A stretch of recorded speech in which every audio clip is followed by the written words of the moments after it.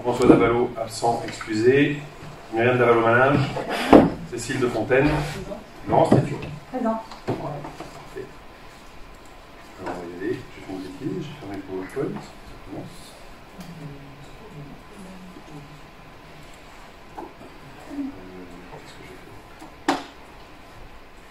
Qu'est-ce que j'ai fait? Hop.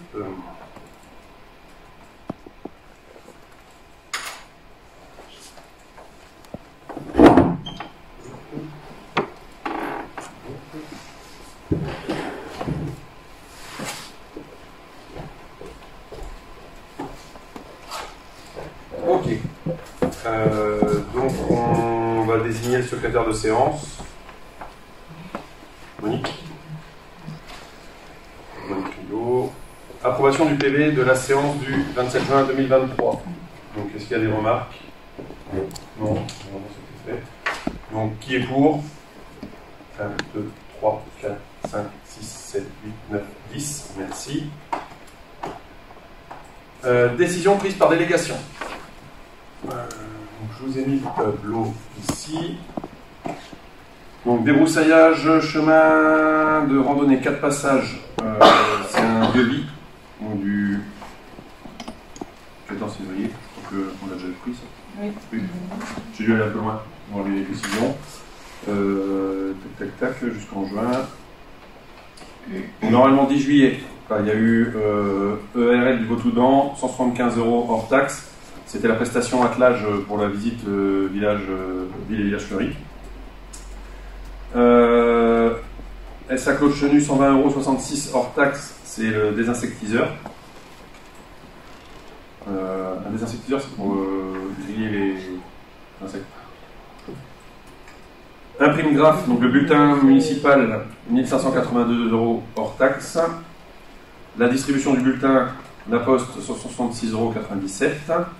Et les quantisations complémentaires donc au CNAS pour 2 agents, donc 424 € TTC, puisque c'est pour faire c'est TTC directement. Donc voilà. CNAS, c'est Caisse nationale. C'est des aides d'action sociale, voilà, d'action sociale pour les fonctionnaires territoriaux. Voilà. Donc en fait, il y a une cotisation, tout ce qui est. Il y a plein de choses en place comme. Prestations de rentrée scolaire. Prestations de rentrée scolaire, il y a aussi les vacances. Les vacances, voilà. déménagement.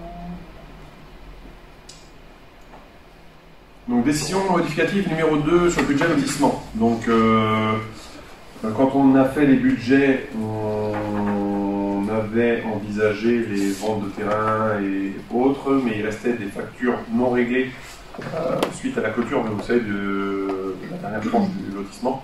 Il restait des travaux d'aménagement paysager, un peu de voirie avec les stops et autres. Donc du coup cette facture-là était restée en attente, sauf que du coup il faut la régler. Donc ça demande à avoir un ajustement budgétaire. Et donc du coup on prend sur les charges à caractère général. Dépenses, bien. Vous corrigez, c'est dépenses recettes. Moi j'ai dépenses. On a même sur la note. Oui. C'est copier-coller. Voilà. Donc on prend 1900 € des recettes qu'on met en dépenses pour équilibrer le budget et pouvoir payer la facture. Sachant qu'il y aura certainement une future décision modificative en fonction de comment on avance sur le lotissement. Puisque si on fait les études, puisque là on a rencontré l'architecte, donc vous étiez conduit à la réunion. Si ça avançait en fait avant la fin de l'année pour les études et autres, pareil, il faudrait qu'on abonde le budget lotissement de toute façon, puisque c'était pas envisagé. On continue sur les points finances, révision de la participation au financement de l'assainissement collectif, donc ça c'est tous les ans. Pardon. Bravo. Effectivement, donc qui est pour? 1, 2, 3, 4, 5, 6, 7, 8, 9, 10. Merci.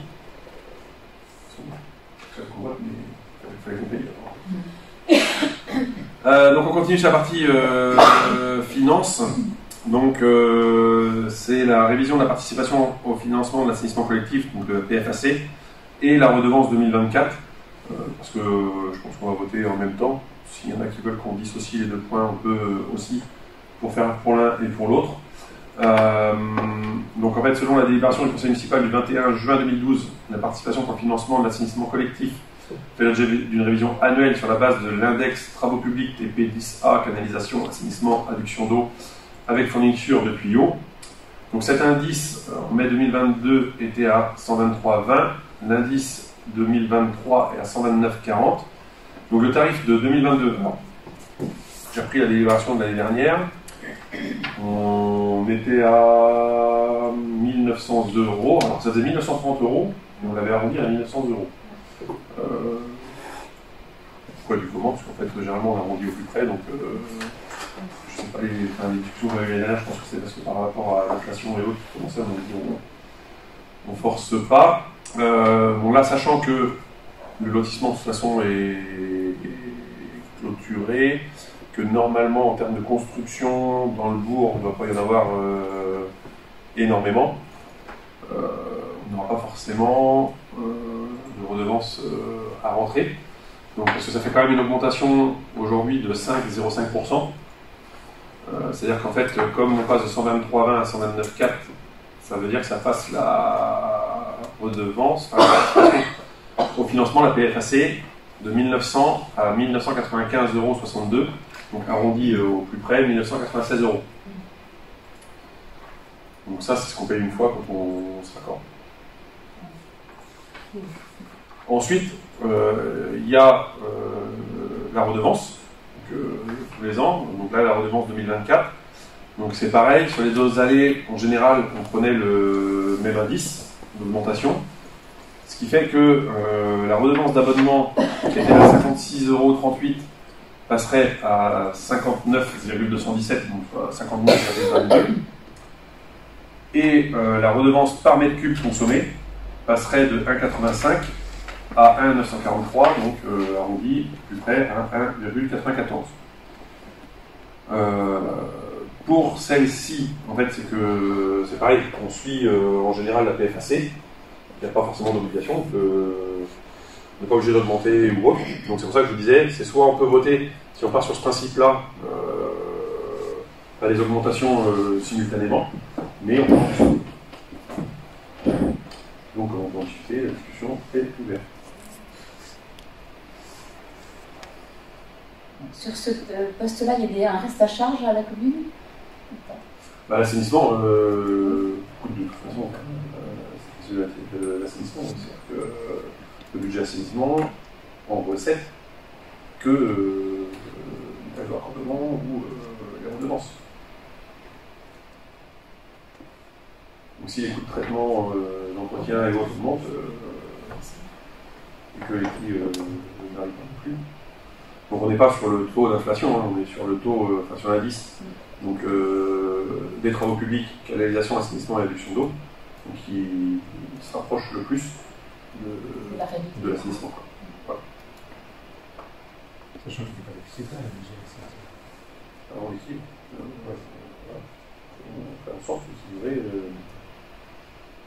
et on est approvisionné encore cette année, je crois. Il a manqué un peu. Ouais, il manque un peu d'équilibre. On part sur ce principe-là, mais à délibérer. Donc qui est contre? Qui s'abstient? Qui est pour? 1, 2, 3, 4, 5, 6, 7, 8, 9, 10. Merci. Renouvellement de la redevance d'occupation du domaine public. Donc celle-ci, c'est la même tous les ans, hein, le 29 septembre 2021. Donc on avait décidé de consentir à l'autorisation d'occupation du domaine public à titre gratuit pour la mise en place des différentes manifestations, du marché de Noël, enfin du marché à l'époque, mais par la suite aussi du marché de Noël, fête de la musique, manifestations dans le bourg. Donc on n'est plus dans la crise sanitaire pour le moment, parce qu'apparemment on a tous certainement entendu que de mauvais souvenirs reviennent dernièrement. Donc l'échéance arrivant à son terme, parce que c'est au 31 octobre, il est impératif de délibérer à nouveau. Donc moi je propose qu'on continue le renouvellement, parce que c'est pas pour ce qu'il y a comme manifestation en tant que telle. Il n'y a pas un marché hebdomadaire avec un besoin d'encaisser les recettes. De mise en place d'un système de régie. Voilà, c'est ça en fait, ça veut dire une régie, une personne qui s'en occupe. Donc vu qu'on est sur de l'exceptionnel voire l'occasionnel, je propose de laisser la gratuité et de reconduire pour 1 an. C'est pareil pour tout ce qui est terrasse, étal et autres. Donc même pour le bar, c'est-à-dire que quand il fait une manifestation, on laisse la gratuité aussi. C'est bon pour tout le monde. Donc qui est pour 1, 2, 3, 4, 5, 6, 7, 8, 9, 10. Merci. Modification de la grille tarifaire pour la salle polyvalente. Donc, on y revient. On revient sur quelque chose qui avait été un sujet déjà la dernière fois. En fait, c'est la location du vidéoprojecteur. Donc, les tarifs en tant que tels, la salle se loue. Donc, au niveau de la tarification et autres, on peut penser que du coup les tarifs restent attractifs et intéressants et autres, parce qu'elle est louée régulièrement. En revanche, sur les retours qui sont faits, c'est que, bien évidemment, beaucoup ont besoin éventuellement d'un vidéoprojecteur pour anniversaire, mariage et autres, faire visionner un film. Donc 45 € pour quelques minutes. Certains se disent, voilà, ils ne prennent pas. Ils louent à l'extérieur, alors que l'équipement est dans la salle et autres. J'ai été regarder, alors j'ai pas eu besoin d'aller bien loin, mais un supermarché local fait la location de matériel festif, c'est 18 € la journée. Voilà. Donc, nous, il est en place, il est installé, 45 €. Donc, je pense que il y a des investis qui ne changent pas d'avis. Donc, je me suis dit que vous proposez de mettre la gratuité dans la location de la salle, surtout qu'on l'a inclus pour les entreprises, les organismes qui viennent tenir des réunions. Voilà. De toute façon, on peut l'inclure avec la location. Voilà, aujourd'hui, il est là. Aujourd'hui, il n'y a plus l'entretien des câbles, parce qu'en fait, avant, il y avait l'histoire du câble et autres. Aujourd'hui, avec le Wi-Fi qui est installé et compagnie, il y a pas, les gens viennent avec leur équipement, ils se connectent dessus. Il y a moins de risques en fait de casse qu'il y avait autrefois. La seule chose, c'est l'usure de l'ampoule, mais voilà. Dans le cadre de la location de la salle, en soi. Si on ne s'en sert pas, ça Ah ben c'est sûr. Mais quand on s'en sert pas, c'est comme ça que ça lâche le jour où on l'utilise. Donc voilà. Donc est-ce qu'il y a des remarques, des questions? Non. On est d'accord sur le principe. Donc on inclut dans la location de la salle, on enlève la ligne en fait. Donc pour les personnes de carreau comme pour les personnes extérieures, de la location du vidéoprojecteur, on intègre à la location de la grande salle en fait. Parce que, quand il y a la petite salle, il n'y a pas de vidéoprojecteur, bien évidemment. Donc, qui est contre? Oui. Ça veut dire que qu'on l'utilise ou qu'on ne l'utilise pas, on paye le même prix. Bah oui. Il est compris dans le. Comme il est fixé dans la salle ou autre, il est loué avec la salle. On enlève la majoration de 45 €. Voilà, c'est ça. Il n'y a pas besoin de payer 45 € en plus. C'est une question qu'on utilise. Oui, voilà. Ça fait à la limite, là, les gens qui veulent l'utiliser, c'est-à-dire que quand on loue la salle, on peut proposer la pochette, s'ils le veulent. S'ils ont non, on n'en aura pas besoin, la pochette elle reste à la mairie. Et ceux qui ont besoin, parce qu'il y a besoin juste de la télécommande pour le rideau et pour allumer le vidéoprojecteur. Et encore, même le vidéoprojecteur, on peut projeter sur lui directement. Sauf si elles sont. Voilà, sauf si il y a des musiciens qui jouent en même temps aussi. Donc qui est contre? Qui s'abstient? Qui est pour? 1, 2, 3, 4, 5, 6, 7, 8, 9, 10. Merci. Toujours finance. Donc subvention aux associations communales et hors communes. Donc j'avais mis dans la note de synthèse que Huguette et moi allions sortir, mais à la limite, j'ai pas forcément moi l'utilité de sortir, puisque. C'est pas concerné. Voilà, la société de chasse, parce que moi je suis entrepreneur de la société de chasse, je pourrais être partie prenante, mais comme la société de chasse ne demande pas de subvention, je pense pas que j'ai à sortir. Il y a moi qui vais sortir, et tu as le tableau. Voilà, j'ai le tableau. Qu'on a étudié, en fait, qu'on a préparé avec Monique et Marie. Voilà, donc j'ai synthétisé, j'ai mis que les associations en fait, où il y avait un montant proposé par la commission. Donc je propose oui. Elles se rappelleront s'il y a des choses à dire. Voilà. Sinon, les dossiers sont faits si besoin. Les dossiers sont dans la si besoin. Les chasseurs vont demander plus tard. Non. Non, ça fait 3 ans qu'il n'y a plus de dossier dans la société de chasse. Il y a 11 ans. Hein? Il y a 11 ans. C'est que, en fait, C'est compliqué à remplir. alors pour être totalement transparent, c'est ouais, voilà, faut trouver en fait c'est le trésorier qui est au chômage. Non, c'est que le SARFA effectivement est long à remplir et autres, et qu'en fait la société de chasse, donc au niveau des demandes de subvention, avait une rétrocession des terres, parce que en fait la commune loue la société de chasse loue les terres à la commune, comme la société de chasse entretient aussi par rapport au gibier et autres, il y avait une rétrocession de la location qui était faite par un principe de subvention. Aujourd'hui, j'estime que comme on demande les SARFA et autres, moi j'en ai discuté avec le bureau, et donc on a décidé de ne plus demander de subvention. Donc la société de chasse pouvait payer les terres. Parce que il en va du principe, ce qu'on demande aux autres, on se l'applique aussi à soi-même. Donc si c'est demander une subvention, pour demander une subvention. Donc pour être totalement transparent.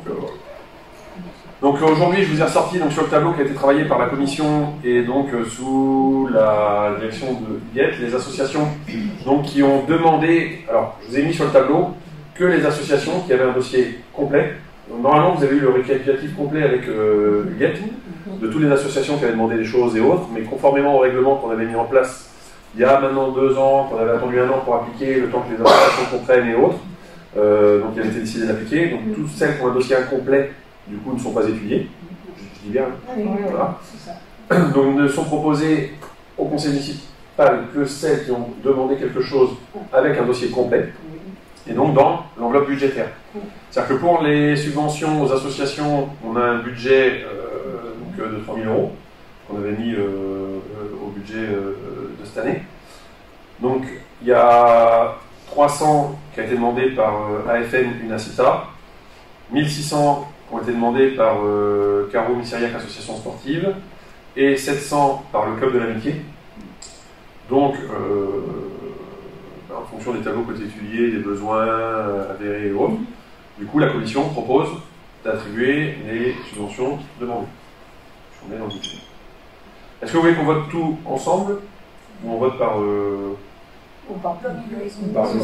Par bloc. On continue Dans les montants demandés qui sont à... Voilà. Donc je passe aux associations hors commune. Donc dans les associations hors commune, il y a la DMR de Malais 3, on a mis qu'elle donneur de sang 2 fois. Allons-y. Pourquoi ça Peut-être pas donner 2 fois. Alors, il y a 2 lignes dans le tableau aussi. c'est parce que en fait j'ai appris le tableau donc Dans le tableau. on ne considère qu'une fois. Hein. Oui. Parce que sinon je enlève le diapo, je le modifie. Mais, donc on aura une ligne. On va pas donner 2 fois la même association. Donc les camélias, Foyer Grand Champ, alors on les montants. La DMR de Malais 3, 400 € demandés. L'amicale des donneurs de sang, il n'y a pas de montant demandé. Ils estiment qu'on donne ce qu'on souhaite. Voilà. Donc l'association Les Camélias demande 100 €. Échange et partage du deuil demande 300 €. Rêve de clown demande 100 €. Et l'Union départementale des sapeurs-pompiers demande 100 €. Donc dans les montants proposés par la commission. Donc sur la DMR de Malais 3, la commission propose de donner le montant demandé. L'amicale des donneurs de sang de donner la même chose que l'an dernier qui était 80 €, donc de renouveler la participation. L'association Les Camélias, donc du coup d'attribuer les 100 €. Échange et partage du deuil d'attribuer 30 €. Alors justifié par le fait de mémoire que c'est parce que c'est une association qui est déjà énormément subventionnée par les pouvoirs publics. Donc Leur démonstration n'était pas tout à fait claire. ouais, et donc Rêve de clown qui demandait 100 €, proposition de 50 €. Et l'Union départementale des sapeurs-pompiers, 100 €, 100 €. Et pourquoi 50 € pour le rêve de clown? Du coup, parce qu'il y en a qui. Ah oui. On a discuté, c'est marqué dans le tableau de Oui, elle a beaucoup discuté Ah. pour chaque fois, Ah, donc, et ça reste à 50. discuter. Ouais. Ah, parce que c'est les autres fois, c'était 50. C'est Et pour ça, donner le même c'était montant des autres années. 50 et là ils ont demandé 100. Voilà, c'est ça. Voilà. Ouais. Mais vu qu'on n'est pas dans le budget, si on est dans le budget. Si, on resterait dans le budget, je pense qu'on serait à 890. Mais parce que comme c'était attribué 50 les autres années, C'est la question. et que les 100 € paraissaient pas justifiés, c'est pour ça que c'était à discuter. On sera à 810, pas 890. Parce qu'il faut enlever les 80. Ah oui, oui, pardon. Ouais. Oui, parce que les 80, non, non. Ça peut Ah, être c'est enlevé. 530, 580. Les autres 80, c'est les restos du cœur. Et c'est pour ça l'autre ligne, à mon avis. Ah, C'est que les restos du cœur, c'est un autre budget. On donne 80 € effectivement. Ah oui, d'accord. Mais c'est pas en dedans. Mais c'est en denrées en fait. C'est en équivalent. Oui, C'est pour ça que c'est pas en subvention. Ouais, voilà. C'est pas en subvention, c'est un panier. C'est C'est un panier qu'on fait et qu'on donne. C'est pour ça que ça ne rentre pas dans le cadre des subventions, mais il y a effectivement les 80 €. C'est d'avoir précisé les coûts en revanche. C'est-à-dire qu'il y a les 80 € aussi au Resto du Cœur, et qui sont faits sous forme de panier, donc qui est pris chez Stéphane. Alors, on veut une parce que c'est très important. Ah bon? Oui, pour éviter les déplacements. C'est-à-dire qu'on leur donne l'argent et ils font avec les paniers. Ah bah c'est parce qu'il y a des la commission, c'est pas complet encore. Encore cette année. Voilà. Vous n'avez pas les... Pas la commission propose, parce que effectivement, le conseil décide. Si tu veux revenir. Pour ça, c'est plus simple. De leur donner directement. Je pense que le geste est différent. Mais... Oui, moi, il y a une connotation. Voilà. D'argent, alors que là, Ouais. on donne. Ouais, moi, je suis assez d'accord.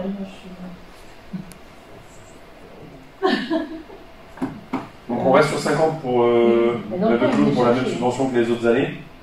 Ah bah oui, mais la DMR de la elle apparaît pas là. Oui, Non, parce que en fait on peut pas. Il y avait eu Eric qui avait expliqué déjà, c'est que quand on donne à une, on ne peut pas donner aux autres. C'est la DMR de Malais 3 qui intervient sur notre territoire. Donc on ne peut donner que à la DMR de Malais 3. Puis c'est elle peut-être qui redistribue. Voilà, alors peut-être que eux, en interne, redistribuent d'un ADMR sur l'autre. Ah oui. C'est possible, en fonction des ressortissants et autres. C'est le nombre de personnes qui dépendent de l'une ou de l'autre.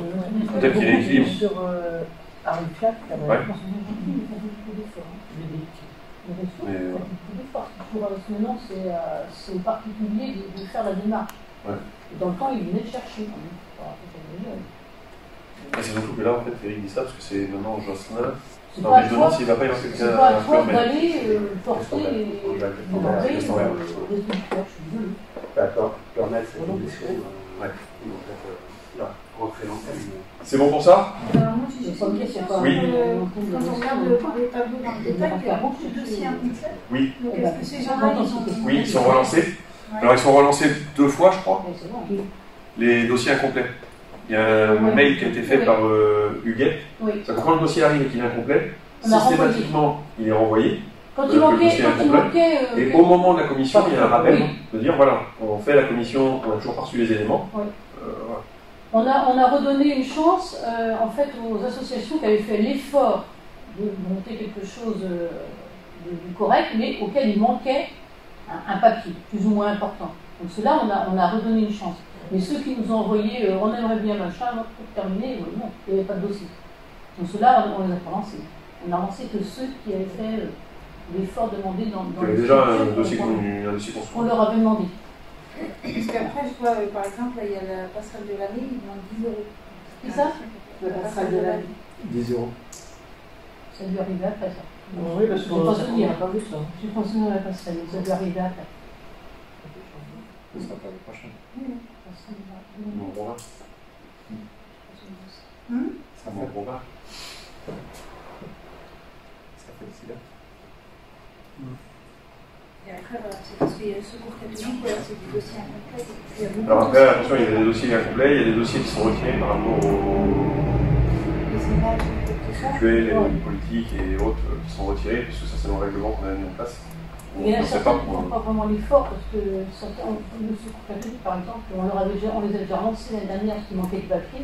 Cette année, ils n'ont pas vraiment fait l'effort de nous donner au moins les papiers qu'on voulait. Après, les gens sont au courant, donc Oui, c'est ça. il y a un fonctionnement. Et donc on a reçu aussi donc, une demande de subvention exceptionnelle sur une association hors commune, donc par rapport à Enora. donc qui est depuis cette année inscrite sur la liste des sportifs de haut niveau, et donc vient de remporter le titre de vice-championne du monde espoir d'escrime handisport en Corée du Sud. Donc dans le cadre de cette future compétition, elle recherche des soutiens et donc a une cagnotte en ligne. Donc c'est difficile pour une commune d'aller abonder une cagnotte en ligne.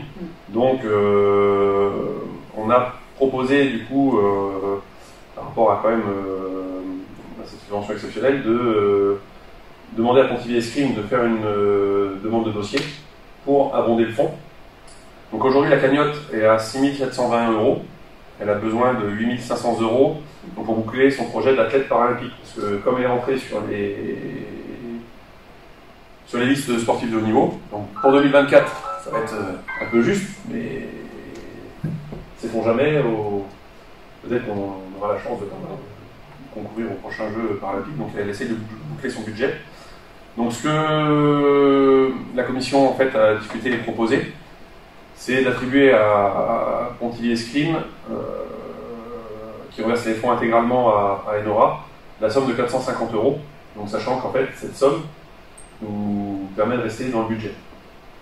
En fait on ne dépasse pas budget commune et hors commune. En fait on vient compléter le budget, ce qui fait que ça ne dépasse pas, mais c'est un geste quand même, je pense, fort en termes de soutien par rapport aux finances de la commune qui nous permettent de bénéficier de cette aide. Donc voilà ce que je vous propose, et donc de voter les trois en même temps. Ouais. Une histoire de rêve de club. Oui. Nous, on n'est pas revenu dessus. Si je disais, on reste à 50 €. Je demandais si on restait à 50 €, mais on peut, hein, on peut en discuter. C'est-à-dire que je disais, on reste sur la proposition de la commission, c'est resté sur la même subvention qui avait été donnée les autres années. C'est ce qu'ils avaient gagné derrière, et Voilà. ils demandaient 50 € de plus. Mais c'est plus logique que peut-être entre pour les communes. Ouais, donc du coup, on fait par. Peut-être par on vote pour communal Ouais. d'abord, et puis comme ça, Huguette rentre ensuite. Donc, qui est contre? Qui s'abstient? Qui est pour? 1, 2, 3, 4, 5, 6, 7, 8, 9. Merci. On peut chercher Huguette, du coup.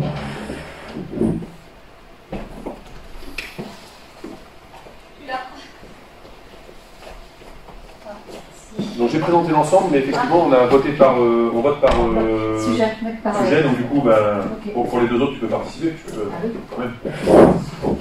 Et en même temps tu vas pouvoir compléter éventuellement. Puisque ce que j'ai dit, c'est que pour Rêve de Clown, parce que 50 € c'est ce qui avait été donné les autres années, que cette année ils demandaient 100, mais du coup on restait sur 50, puisque voilà, c'est tout à fait. bien ça. Oui. Donc je proposais de voter le tableau tel quel, en enlevant une ligne, parce que l'amicale des donneurs de sang est marquée deux fois. Il y a eu des fois Bon, pas grave. Dans mon tableau aussi, ouais. Donc voilà. Donc, du coup, il y a un décalage à l'instant. Donc tout le monde est d'accord? Ouais. Peut-être avant de vous expliquer, Oui, 760. j'ai revenu sur tout ce qui était dit. Il y a la banque alimentaire, il y a des choses comme ça, où on donne tous les ordres, et de toute façon, il s'arrête pas pour eux. Je trouve que le geste pour Enora est quand même super fort. Il y a la banque alimentaire, tout comme les Restos du Cœur, ont des réelles grosses difficultés en ce moment.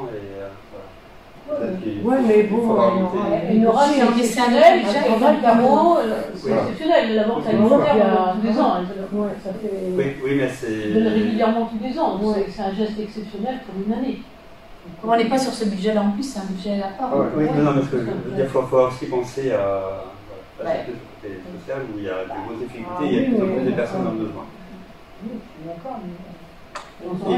Et le problème des personnes dans le besoin, c'est que c'est plus de l'exceptionnel. Et je pense que quand ça a été fait au départ, ça devait être exceptionnel, et malheureusement, ça fait des années que ça n'est plus. Moi, mais est-ce que ces gens sont une vitrine pour la commune, hein. Oui, en plus. Moi, je ne suis pas contre donner à Enora cette semaine, je trouve ça très bien, mais je suis pas contre à valoriser. Par rapport à l'enveloppe de 3 000, il reste de l'argent ou pas? Oui, parce qu'en fait, 800. Enlever 80. 760. 40. Je suis obligé d'enlever 80. Non, parce qu'il n'y a pas en fait. 80 plus 80. Ouais. Parce que. Attends. Ouais, une 480, ça fait 760. Oui, mais alors est-ce qu'ils sont dans le total? Parce que. Oui. Oui, ça va J'ai pas. mis à jour. Ah, échappe. On va les modifier. Comme ça se trouve. Oui, non, pas du tout. Du coup, on a 2600. Ah, bon, j'aurais mis. C'est resté 400 de la patronale.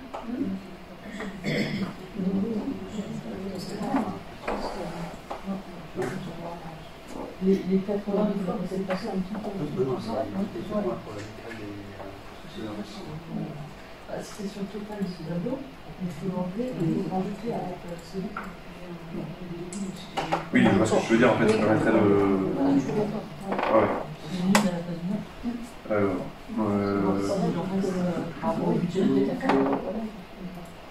Attends, 500. 760.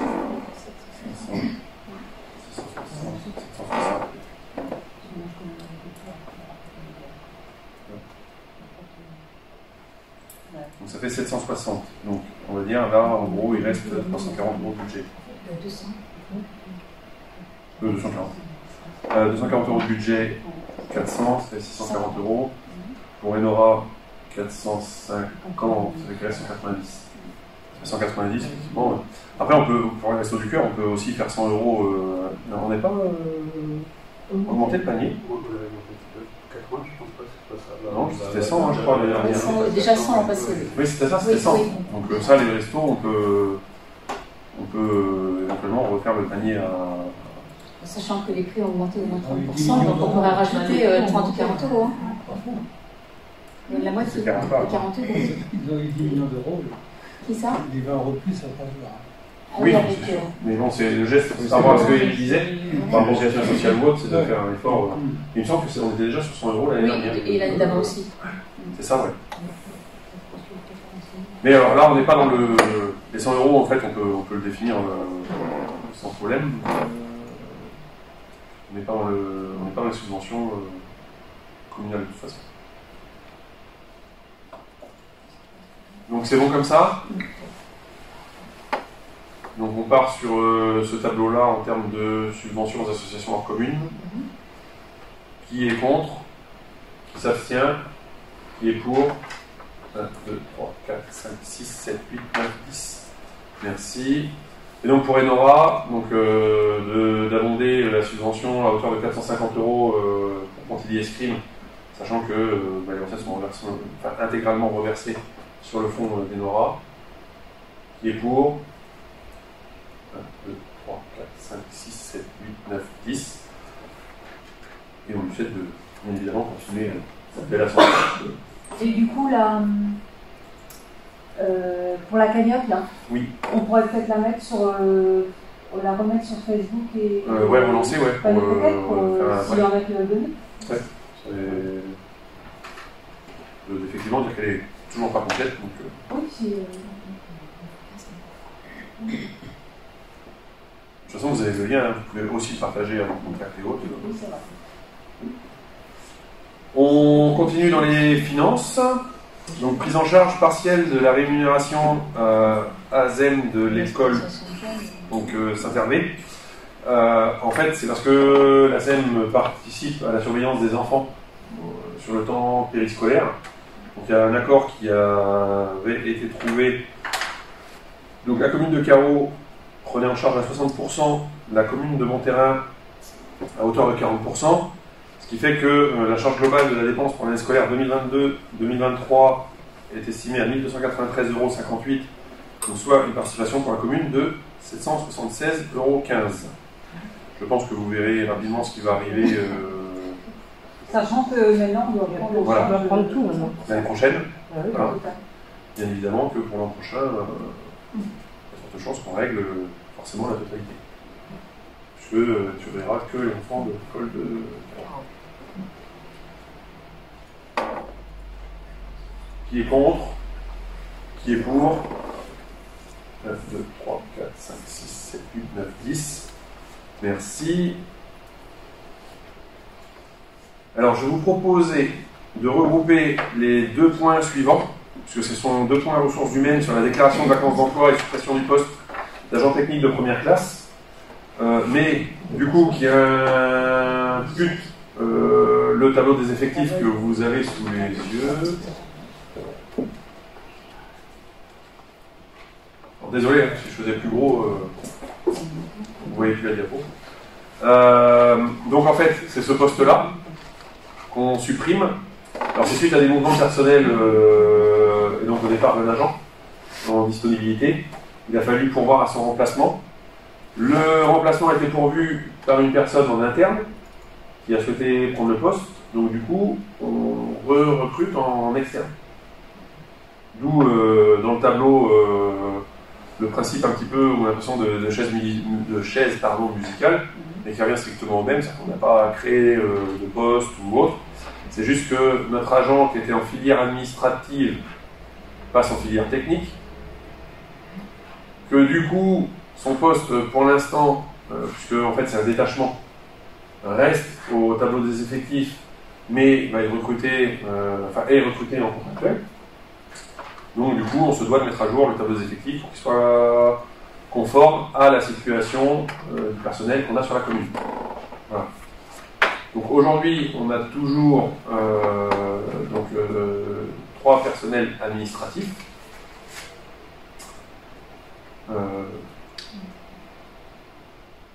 Oui, gérance postale. Et puis... Oui, c'est bon.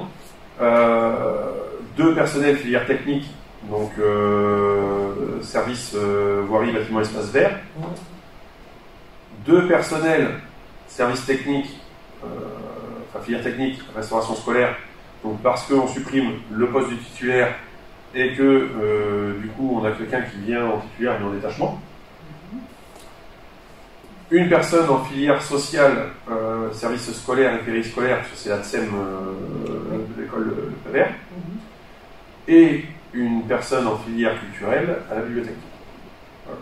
Alors tout ça, pas en emploi à temps plein, parce que vous voyez les pourcentages, c'est que on a des gens qui sont à 0,84, 0,56, 0,78, 0,43, et des personnels effectivement à temps plein. Pardon ? Il y a 5 temps plein. Il y a 1, 2, 5 temps plein. Ouais. Le reste en... Non, mais non. Parce qu'en fait, filière service technique, en fait, il y a 3 lignes, vous voyez, parce qu'il y a un agent en disponibilité, ici, là. Toujours, vous pouvez regarder dans le tableau aussi, tant qu'il n'a pas totalement démissionné, puisque potentiellement il pourrait revenir. D'ailleurs, ça serait bien qu'on prenne contact de temps en temps. C'était pour combien de temps? Ah, mais c'est en dispo, ça peut aller jusqu'à 10 ans. Ah ouais. Ouais, ça peut être renouvelable une fois, je crois. Alors, mais du coup, ça bloque. Non, on a recruté. Parce qu'en fait, si vous voulez, quand quelqu'un se met en disponibilité de la fonction publique territoriale, il se met en dispo. Donc, comme il est en dispo, on peut recruter sur son poste. Son poste devient vacant tout de même. C'est pourquoi on a recruté notre agent au service technique, donc à qui on a proposé la stagiairisation. Parce qu'en fait, au-delà de l'année, s'il revenait, il fallait que son poste soit disponible. Ouais, mais ça veut dire que celle qui est recrutée à sa place, elle n'est pas titulaire. Alors, on n'est pas dans la fonction publique, on est titulaire de son grade, mais pas de son poste. Donc en fait, il est titulaire de son grade, mais pas de son poste. Donc le poste, nous, aujourd'hui, il est pourvu. Donc s'il souhaitait revenir, il revient dans son grade, et il ne peut pas revenir sur son poste. Ce qui fait qu'en fait, c'est une des choses que vous entendez souvent dans les médias ou autres, comme quoi il y a, je ne sais pas combien de fonctionnaires au chômage, parce qu'en fait, tant qu'on ne lui trouve pas de poste, il est indemnisé. Donc celle qui a pris son poste, elle n'est pas obligée de partir parce que lui revient. Voilà. En revanche, si on voulait le reprendre, on pourrait, mais il faudrait recréer un poste. Lui a son grade aujourd'hui au sein de la collectivité, et dans son grade, il faut qu'il trouve un poste. Soit on pourrait le proposer de le replacer dans une autre collectivité, s'il y avait un poste de disponible, et là il trouve son grade sur un autre poste. En fait, on est donc voilà, l'agent fonctionnaire est titulaire de son grade et non de son poste. Donc, là où il est mis en disponibilité, il garde son grade, mais s'il souhaitait revenir, encore faut-il qu'il y ait un poste de disponible. Ah oui, c'est un peu compliqué. C'est des statuts. Mais c'est du coup ce qui est compliqué des fois en termes de légalité pour recruter et autres. C'est pour ça que vous voyez des annonces fait de recherche titulaire, ouvert en contractuel, sauf. Voilà. Et donc c'est à celui qui prend la dispo, c'est à lui de mettre fin par exemple. Alors il peut décider. Avant les. En fait, il démissionne de son grade. D'accord. C'est-à-dire qu'en fait, avant les 10 ans, s'il dit ben non, moi je ne reviendrai jamais dans la fonction publique, je préfère démissionner. Il démissionne de son grade et on supprimé. D'accord. Je suis à démissionner. Mais il faut que c'est lui qui le fasse. Ça arrive, il y en a qui le font. Vous prenez quelqu'un qui crée son entreprise et qui ça tourne bien et qui sait qu'il ne reviendra jamais. Juste une question. J'ai entendu, donc s'il n'a pas de poste, il reste chez lui, il est indemnisé. Ouais. Il sait qu'il paye. Il y a la commune. Il ne faut pas l'oublier, ça. Qui s'est coupé? Bah, c'est nous. Ah oui. Alors il y a des assurances, il y a des assurances qui sont prises et autres pour prendre en charge le salaire et compagnie, parce que vous savez bien qu'il y en a 10 qui font ça. C'est pour ça que d'ailleurs, pour une disponibilité, ils demandent. Parce que vous en avez 10 qui font ça dans une collectivité. Voilà. C'est bien compliqué. Après, objectivement, quand là c'est le vécu, hein, moi, dans un autre domaine, ça fait partie aussi quand même de mon travail. Quand quelqu'un quitte, mis à part pour incidents, il y a rarement de retour en fait. Si souvent quand ils quittent, c'est pour trouver mieux ailleurs. S'ils ont trouvé mieux ailleurs, donc souvent ça garde. Les gens ne démissionnent pas parce que comme effectivement c'est possible pendant 10 ans, eh ben, au moins c'est quand même une sécurité aussi économique. Hein, et la commune n'a pas le droit de mettre fin à la disponibilité. Ah non, c'est un droit. Non, mais des fois, au bout de 5-10 ans, on sait qu'il va pas revenir. 5-10 ans privé.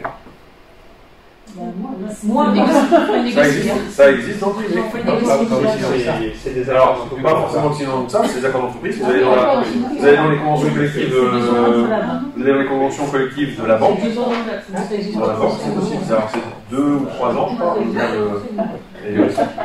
Ça existe aussi. Après, il faut avoir. Alors, attention, il faut avoir acquis une certaine ancienneté. Voilà. C'est pas de droit, c'est-à-dire qu'en fait, un fonctionnaire qui est titulaire au bout d'un an qui demande une disponibilité, ça ne fonctionne pas. Heureusement, quand même.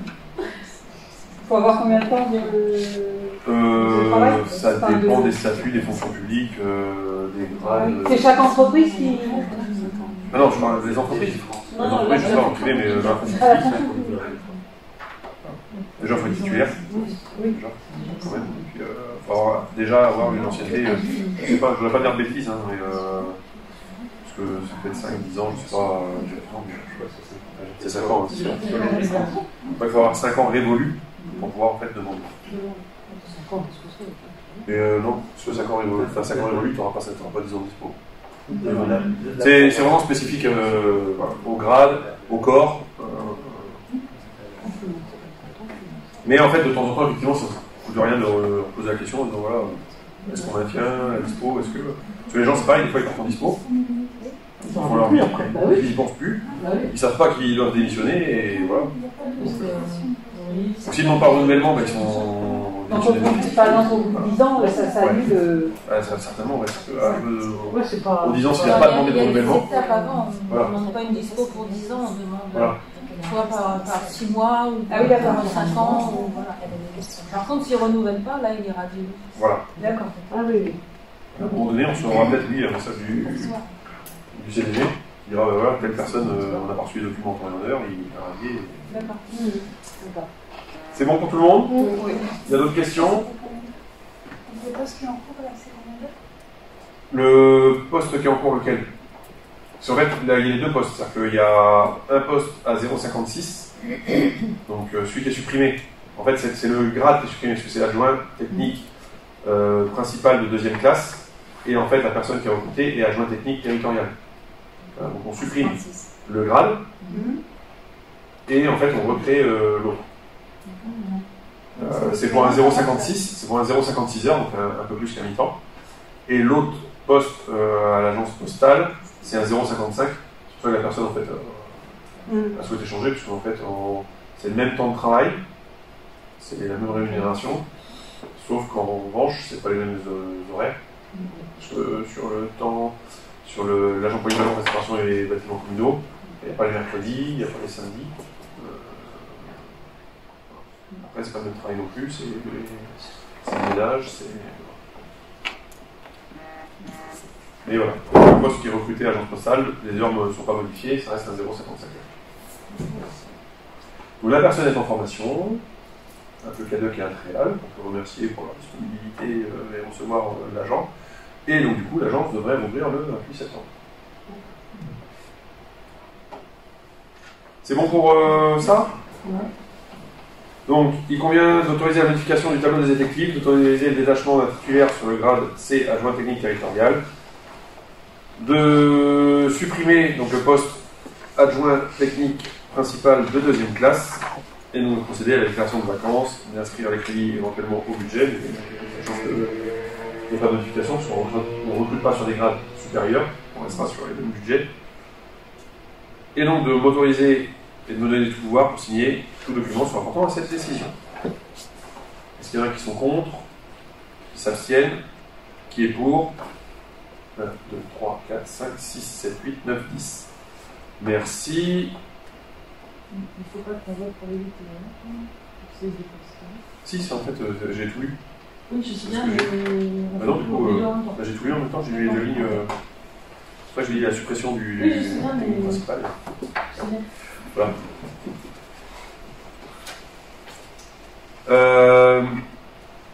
Donc, toujours ressources humaines. Alors, ressources humaines. Rapide. Désignation des référents, déontologues, des élus. Alors, si, c'est ressources humaines quand même, parce que c'est un budget. Je vous ai envoyé donc le document. Déontologue. Alors en fait, donc, on a reçu un courrier du préfet concernant la possibilité, je voulais le souligner même au début, de consulter un référent déontologue. Donc de ce fait, cela ne revêt aucun caractère obligatoire, sachant qu'il est possible de le mutualiser entre plusieurs collectivités. Donc je souhaitais quand même l'inscrire à l'ordre du jour du conseil, puisque s'il y en a qui voulaient l'imposer, on peut tout à fait. Hein, en gros, c'est consulter sur les différents dossiers, projets qu'on peut avoir. C'est d'aller chercher un juriste, un ancien élu ou autre, qu'on missionne pour nous aider et nous guider sur nos choix, voir si ça n'implique pas de conflit d'intérêts, de problèmes juridiques dans la construction des dossiers. Et bien sûr, du coup, il faut que cette personne-là soit indemnisée. Et donc, du coup, ils ont décidé de mettre en place, pour aider des personnes décisionnaires dans leurs actions. Et donc, ils ont décidé de mettre en place un référent par collectivité, sauf que du coup, plusieurs collectivités peuvent choisir le même référent. Donc, ce n'est pas un sujet qu'on a abordé au niveau de la communauté de communes à ce jour. Il y a le conseil communautaire jeudi. Voilà. J'ai pas eu de contact avec d'autres maires pour savoir si ils étaient intéressés. Et si Caro est intéressé de se mutualiser avec eux. Donc je pense qu'aujourd'hui, il n'y a pas forcément les gens de délibérer sur un déontologue ou le fait d'en prendre un. Je pense que c'est un sujet qu'on peut largement reporter et qu'on pourra ramener sur la table ultérieurement. À moins que certains veuillent absolument qu'on ait un référent déontologue et propose quelqu'un. Non. Donc on reporte. Je retire l'ordre du jour. Désignation, donc au point suivant, désignation d'un élu référent pour le syndicat mixte Grand Bassin de Loust. Donc dans le cadre de ses missions et notamment sa mission de gestion des milieux aquatiques, le SMGBO lance une étude sur les bassins versants des Arches et du Guy de Cour, respectivement en état écologique moyen et médiocre. Donc vous avez donc la carte, c'est marqué carte en pièce jointe, parce que je vous ai joint les documents avec la carte de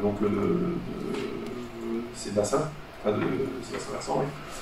Donc cette étude est réalisée avec le soutien technique et financier de l'Agence de l'eau Loire-Bretagne, la région Bretagne et le Conseil départemental du Morbihan. Donc cette étude vise à connaître l'état physique des cours d'eau et des milieux associés, zones humides, zones de source, et à identifier les causes de dégradation de l'état écologique pour ensuite définir un programme de restauration nécessaire à l'atteinte d'un bon fonctionnement des milieux humides et aquatiques. Cela dans l'objectif d'atteindre le bon état écologique imposé par la directive européenne cadre sur l'eau des CE.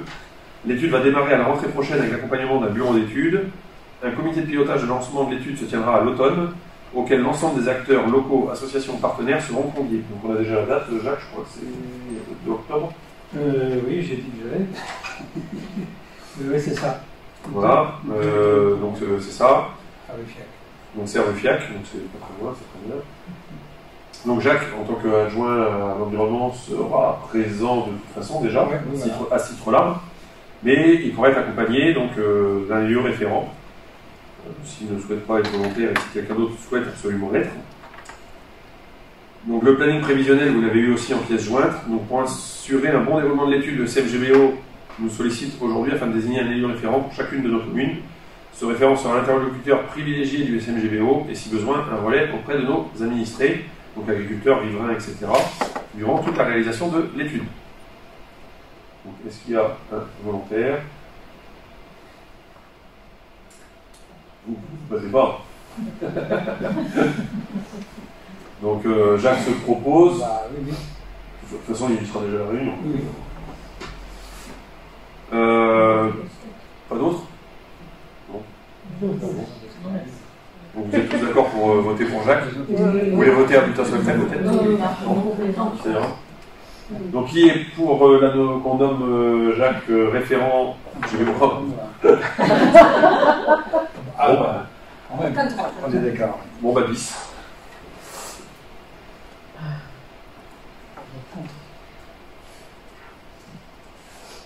Donc l'ordre du jour pour moi est épuisé en termes de délibération. Je vais passer aux informations diverses.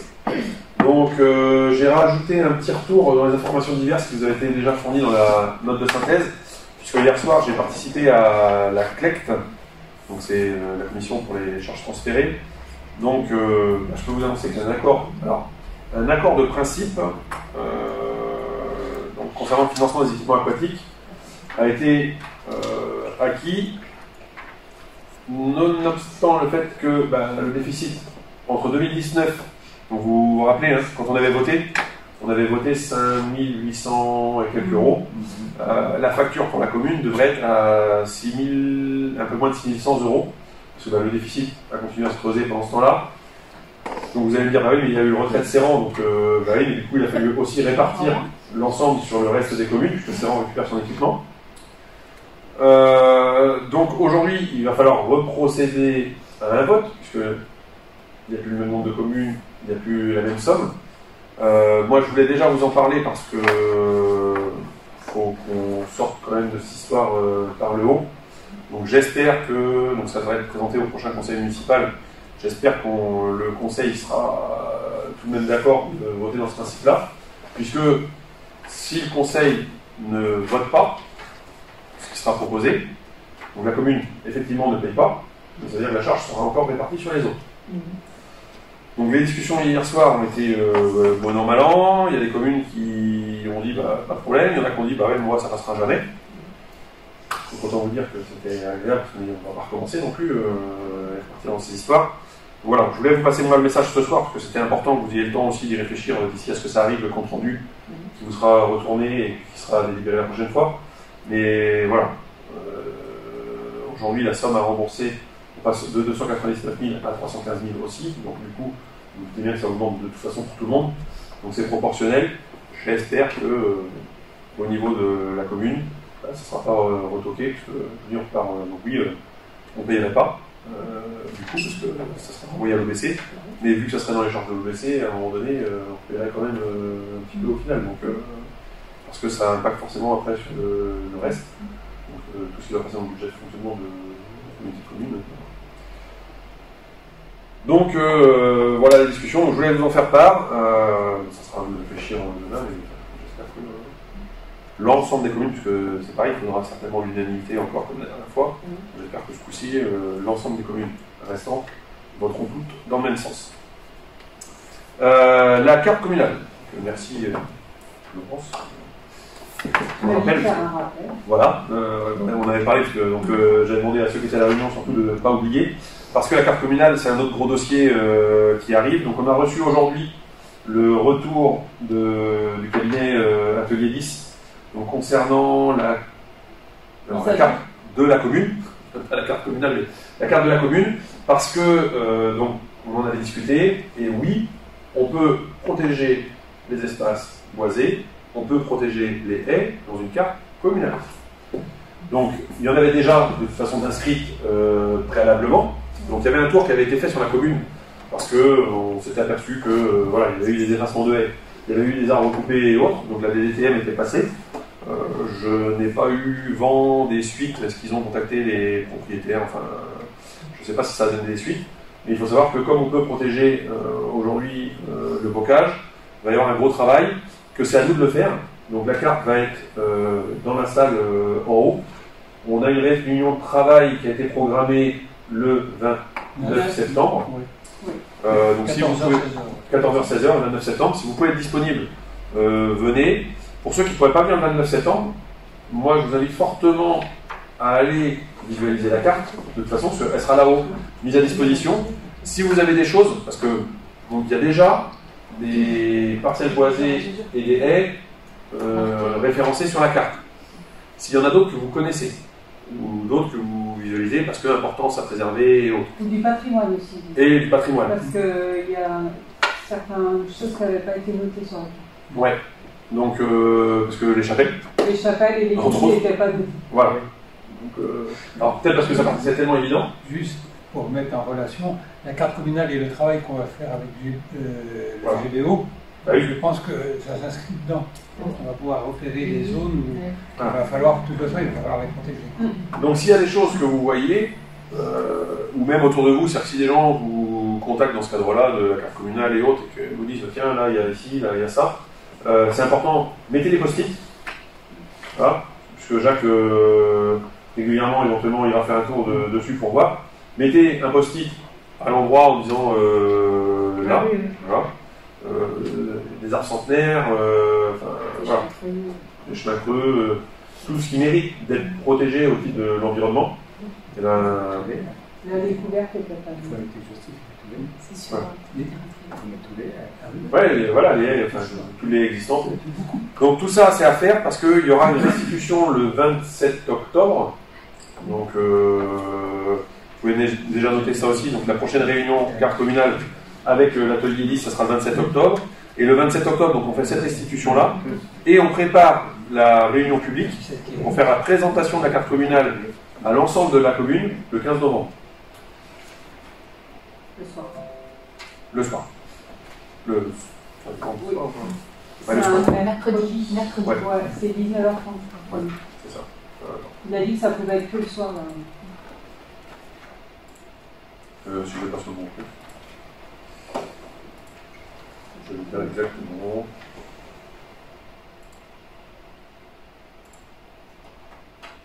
« 19h. 19h. Ouais, 19h à 20h30. J'ai mis pour une heure, j'ai un sauf extrême question et autres. Mais... Tu peux répéter, Laurent ? Toutes les dates ? C'est quoi le 15 novembre ? La réunion réunion publique, publique. présentation de la carte communale à la salle polyvalente. Donc à savoir que dedans vont être intégrées toutes les nouvelles lois sur le zéro artificialisation nette et autres. Donc en gros, les choses auxquelles il faut s'attendre, c'est qu'il n'y aura plus rien de constructible en secteur hors agglomération, donc hors bourg, que tout ce qui est zone de densification sont prises en compte. Donc aujourd'hui, on entend tout et n'importe quoi. Là aujourd'hui sur le zéro artificialisation nette, la dernière en date, c'est que, je crois, quand on l'a entendu, sur les terrains de plus de 1000 m², oui. où les gens, en fait, qui ont plus de 1000 m² en bourg et qui ne veulent pas le scinder en deux pour permettre d'avoir des constructibles, seraient il y aurait une taxés ouais. voilà, sur la partie qui ne veulent pas faire construire. Donc, autant vous dire, ça n'a pas fini d'évoluer. C'est les bruits qui courent quand même. Parce qu'en fait, là, dans le calcul, Laurence, c'était l'âge. En fait, il nous a bien expliqué que dans le calcul, par exemple, de la densification, donc aujourd'hui, on a entre 2011 et 2021, on a consommé 11 hectares de terre. Donc, du coup, au titre de la zéro artificialisation nette, on aurait le droit en constructible à 5 hectares et demi. Vous prenez la réserve foncière qu'on a fait, plus l'autre partie en dessous des Tamaris, ça fait déjà 2 hectares et demi. Il resterait 3 hectares. Mais dans le bourg, avec tous les espaces considérés comme libres, donc toutes les parcelles de plus de 650 m², par exemple, qui peuvent être scindées, ils retirent là encore 1 hectare et demi. Avec les potentielles réhabilitations et autres, enfin voilà. Donc au final, aujourd'hui, avec la réserve foncière qu'on a, on n'aurait pas de réserve foncière à faire pour les 10 ans qui viennent, puisqu'on a suffisamment pour construire ce qu'on a à construire. on pourrait en faire pour les années futures, mais en fait, ça ne rentrerait pas aujourd'hui dans le principe de la carte communale, puisque ça ne rentrerait pas dans les droits qu'on a à consommation. Donc ça serait à notre révision qu'on demanderait éventuellement à reconstruire. Donc par rapport à, je précise ça aussi pourquoi, parce qu'on a été consulté par des propriétaires terriens en périphérie du bourg qui ont connaissance des travaux sur la révision de la carte communale et autres, et qui ont aujourd'hui des terres en constructible, et qui disent bah, vaut mieux les vendre maintenant en constructible à la mairie et autres, et conserver leurs autres constructibles. Sauf qu'en fait, donc moi je les ai reçus la semaine dernière, on ne partira pas sur ce schéma-là, parce qu'en fait, comme il y a de fortes chances à la révision de la carte communale qu'elle soit retirée, on va nous dire, ouais, ils ont acheté de la terre agricole au plus constructible, donc on a fait plaisir à ci ou ça, et dans l'effet inverse, si on disait, bah oui, mais non, ça va être retiré, donc on vous l'achète au prix de la terre agricole, dans la prochaine révision de carte communale, si ça repasse en constructible, les mêmes personnes diront, ah, nous l'ont acheté au prix de la terre agricole, alors qu'ils savaient très bien qu'ils la remettraient en constructible.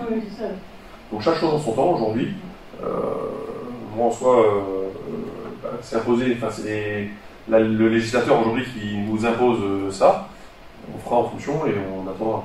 Donc moi aujourd'hui j'ai dit aux gens, bah, si vous voulez absolument vendre, bah, vendez et trouvez un acheteur, parce que ce ne sera pas la commune, parce qu'on ne mettra pas le doigt dans cet engrenage-là.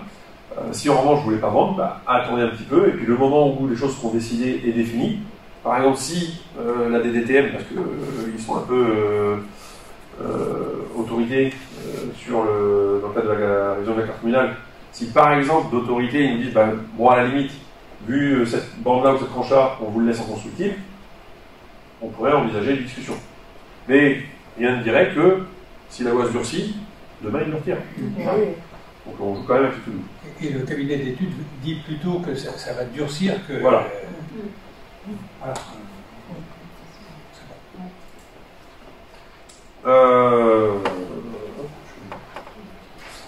Le Lion d'Or. Alors, le Lion d'Or. Donc on est en train de finaliser le projet on est en train de refinaliser le projet de démolition, puisque comme je vous en avais parlé, eh ben, ça s'est produit, c'est-à-dire que bah, effectivement, comme on ne détruit plus la même chose, il faut représenter un dossier. Merci l'administration. Donc, du coup, ce que j'ai convenu donc, avec Soya, avec qui on est en AMO, c'est de travailler à la solution d'un emprunt pour faire l'achat du bien et le coût de la démolition. Comme ça, en fait, sur cette partie-là, c'est de scinder le projet tel qu'on a actuellement. Déjà faire la démolition, donc achat du bien mitoyen et coût de la démolition en emprunt. C'est déjà une partie d'emprunt qui est faite. De ne pas travailler sur les finances propres. Tant qu'on peut encore emprunter, même si les taux d'intérêt remontent, voilà, à voir. Donc là, j'ai reçu les propositions, il faut que je rencontre Solia donc, pour voir sur quoi on part. Donc du coup, en ce moment, l'architecte est en train de travailler le dossier de démol. Et en fait, donc, comme les coûts ont été revus à la baisse quand même, du fait de l'achat du bien, on ne serait pas obligé de passer par une consultation publique, donc marché public, plateforme Mécalis et autres. On pourrait donc solliciter en direct les 4 qui ont répondu à la première consultation, histoire de gagner du temps et de l'équipe. Donc moi c'est le scénario que j'ai retenu, donc c'est comme ça qu'on va faire. J'attends que l'architecte nous propose le dossier et on l'envoie donc, aux 4 entreprises. Et tu penses que ça se fait quand? J'aimerais, j'aurais expliqué qu'en attendant, c'est nous, c'est moi, la mairie, qui reçoit tous les jours quand les sous en gris, on peut passer, quasiment. Quasiment, il y en a un qui dit c'est toujours bouché là. Oui, c'est toujours bouché. On ne prendra pas le risque que ça s'écroule, c'est-à-dire que le danger est toujours là. Je voudrais que ça aille très vite, moi aussi. Donc le plus vite ce sera, mieux ce sera. C'est la consigne qu'ils ont. Donc s'ils font ça la semaine prochaine, le dossier, et que l'entreprise nous répond sous 15 jours et qu'on peut démolir avant la fin de l'année, on verra au mois d'octobre ce que je vous dis. Voilà. Donc, en fait, après, il va y avoir des délais de recours, enfin, on va choisir, il faut que ça fasse en délibération. Donc ça veut dire que si c'est pas fin octobre, on délibérera qu'en novembre. Ensuite, il faut que l'entreprise choisisse, l'inscrive à son calendrier. Là aussi, c'est encore autre chose. On peut pas faire un conseil exceptionnel.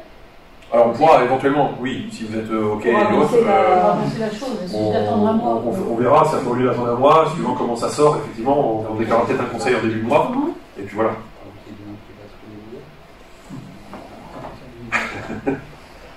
Oui, on dit. Ça bouchonne autour de l'équipe. Voilà, ça roule moins vite. L'agence postale. L'agence postale, vous avez tous vu que les travaux avancent. J'ai vu aujourd'hui le maçon qui vient faire la démolition demain de l'atelier artistique pour mettre en place les vitres. Il viendra démolir aussi dans la foulée et percer la fenêtre pour l'agence postale et démolir le mur intérieur. Donc, voyez, c'est bien parti. L'électricien est passé lui aussi pour remettre les travaux électriques qu'il y a à faire au niveau de l'éclairage et autres, préparer le chantier. Et aussi, dans le cas de démolition, que le maçon puisse démolir tranquillement. Donc, on est sur la bonne voie. Le principe étant, alors, ça aurait été bien de mettre le nouvel agent dès le 28 septembre. Attendre un peu. On ne va pas être trop impatient, ça a démarré. Ça a démarré. Les logements du Valais. Donc, on vient de finaliser l'ensemble des lots. Donc, je dois signer le devis plomberie, chauffage, sanitaire. Et donc, du coup, comme ça, on peut passer aussi faire signer les entreprises de marché et espérer qu'ils démarrent. Sachant que le maçon qui travaille actuellement pour l'agence postale est normalement celui qui est retenu aussi pour la démolition des sanitaires. Pareil, j'ai demandé à l'architecte d'aller vite. Comme ça, si on peut l'avoir sur place en même temps. Et comme ça, les sanitaires, on commencerait par la démolition des sanitaires publics du Valais. Et puis, on enchaînerait sur les logements. La voirie. Donc, les curages, les différents travaux de réfection des routes ont déjà été bien entamés. En revanche, avec les différents phénomènes météo, de chaud-froid, il y a eu des endroits avec du retard et des reprises qui doivent être faites.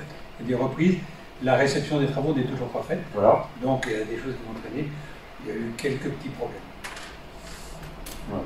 Donc, en même temps, dans la voirie, je voulais avoir un petit mot par rapport aux aménagements qui ont été faits dans le bourg, parce que il y en a qui sont très contents, d'autres beaucoup moins. Voilà. En tout cas, nous, le principe, c'est de faire respecter les délibérations qui sont prises, d'avoir des aménagements qui rentrent en cohérence avec cette délibération, parce que moi, le premier, quand j'arrive dans le bourg et je dois me mettre à 30, et en qui est la longue départementale, voilà. Mais quand j'arrive de l'autre côté, en fait, ça fait 34 secondes de différence par rapport à rouler à 50. Donc là, aujourd'hui, où on roulait hier à 50, mais il fallait s'arrêter aussi et autres, voilà. Le temps de trajet n'est pas beaucoup plus long. Il en va de la sécurité, notamment des plus jeunes, voire des plus fragiles quand même. Donc voilà, c'est une décision délibérée. La zone de rencontre, 20 km/h, a été mise en place aujourd'hui, donc cœur de bourg. Donc en fait, autour de l'église, place Joachim-Quéran, place Jarnigon, et aussi à l'embranchement du Valais et la rue de l'ancienne école et la rue Fontaine-Saint-Roch, le démarrage, vraiment en fait autour de l'église. Pourquoi? Parce qu'en fait, comme c'est là qu'on organise les différents événements, manifestations ou autres, il était aussi pas inintéressant d'avoir cette zone 20 où le piéton et le cycliste sont prioritaires. Aujourd'hui, les deux écoles font la classe dehors, donc pour aller circuler et autres dans le bourg, ça leur permet aussi de traverser eux en sécurité. De toute façon, le bourg aujourd'hui, vu les aménagements, passer le muret à côté de l'église à plus de 20 aujourd'hui, quand vous avez un camion qui arrive en face, voilà. Donc moi, ce que je demande à tout le monde, c'est de respecter les limitations, de la bienveillance, parce que c'est aussi ça de vivre ensemble. Et voilà. Pareil, la descente devant le central a été mise en sens interdit à la demande donc, du commerce, mais aussi de certains clients, parce qu'en fait c'était relativement dangereux quand il y a eu différentes manifestations, comme la fête de la musique, ou même qu'il y a des soirées ou autres, un enfant qui sort avec les murets en place, des paliers qui ont été refaits et autres, les voitures ne voient pas forcément un enfant qui a les 2 marches à monter. Donc en mettant en fait cette entrée au départ en sens interdit, ça implique effectivement de faire le tour de l'église pour venir se garer, mais en fait on peut redescendre dans le même sens. Le sens interdit, c'est juste pour empêcher les voitures qui sont sur la départementale de tourner à droite et de faucher de main un piéton, on voit bien un enfant. Et donc voilà. Donc c'est pareil, puisque c'est un sens interdit, ça se respecte. Il a été mis en place aujourd'hui. Il y a des gens qui ont dit bah oui, mais moi je me gare là.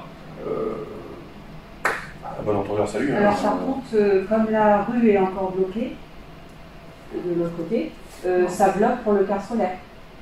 Parce que le car scolaire ne peut pas descendre. Non, le car, bah si, le car en fait, au lieu de descendre par là et de remonter par l'église, il fait le tour de l'église et il remonte par là. Voilà. S'il passe dans un sens ou dans l'autre, il passe le car. Ben, s'il tourne à gauche, il tourne à droite.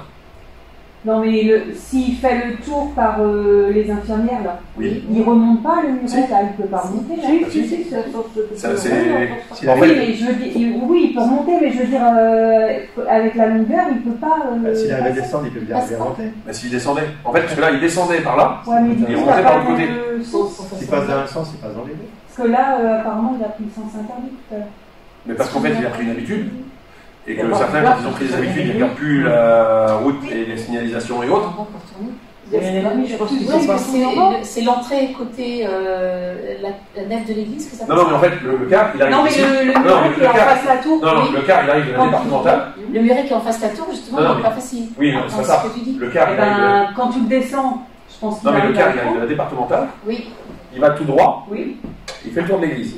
Oui. Aujourd'hui, s'il vient de la départementale, il contourne l'église et qu'il remonte, il n'aura pas de problème avec le muret. Là où j'entends bien, c'est s'il venait avec le muret et qu'il fait tourner à droite, là c'est compliqué, mais normalement ça passe pas. C'est-à-dire qu'il y en a qui essayent, il manœuvre.